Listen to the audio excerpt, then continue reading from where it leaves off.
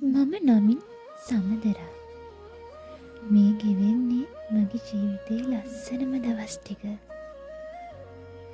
O level විභාගෙ ඉවර වෙලා ගෙදර ඉන්න කාලේ ඇත්තටම හරිම ලස්සන වුණාට සුන්දර මතකයක් තිබුණේ මගේ ඉස්කෝලේ කාලේ.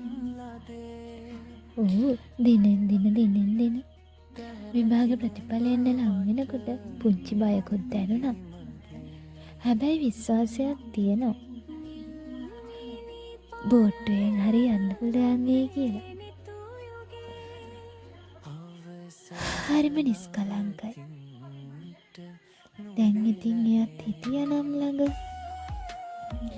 අනේ එහෙම හිතුන වාර අනන්තයි. මගේ වයස අනිත් අයට වගේම මටත් පුංචි ප්‍රේම සම්බන්ධතාවයක් තිබුණා. හැබැයි ගෙදරට හොරෙන්. ඒක එහෙමම කියන්න බෑ. යාළුකමකට එහා ගිය දෙයක්.